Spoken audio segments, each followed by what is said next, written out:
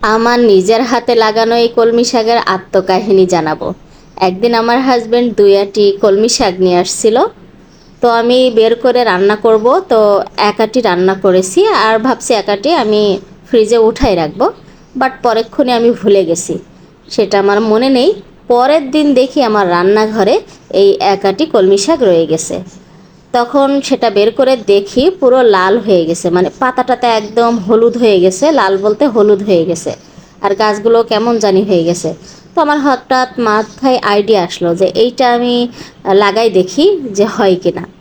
তো আসলে মাটি কোথায় পাবো, ঢাকা শহরের ব্যাপার, মাটি তো অসম্ভব, কিনা ছাড়া পাওয়া যাবে না। তো এই মুহূর্তে কোথায় পাবো? তো আমি একটা টবে পানি দিয়ে গাছটা বসিয়ে রাখছিলাম। বিশ্বাস করেন কিছুদিনের মধ্যে দেখেন কত শেয়ার গজিয়ে কত পাতা, মানে কতটা শাক হয়েছে। তো ভাবলাম আজকে একটু উঠায়, অনেক বড় বড় হয়ে গেছে। তো এটাই ছিল আমার গাছের হচ্ছে আত্মকাহিনী। মানে মাঝে মাঝে ভালো লাগে কিছু গল্প, কিছু কথা শেয়ার করতে। এখন আসলাম আমি একটু হচ্ছে ব্ল্যাক চা খাবো। ব্ল্যাক বলতে আসলে একটু মধু দিয়েছি।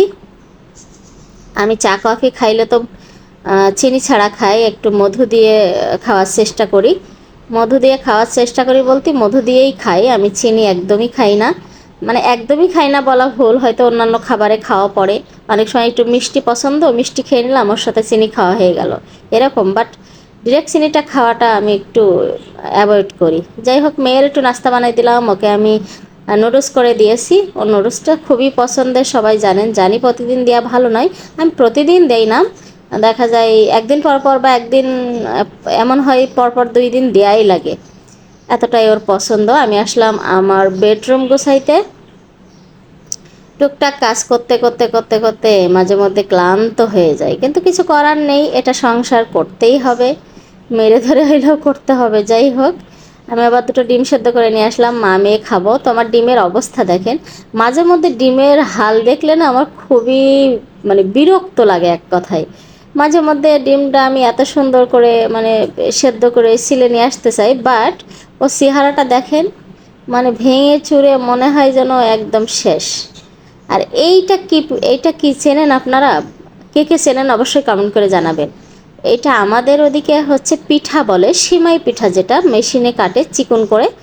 এটা অনেকেই মিষ্টি দিয়ে রান্না করে, নারকেল টারকেল দিয়ে মিষ্টি দিয়ে রান্না করে।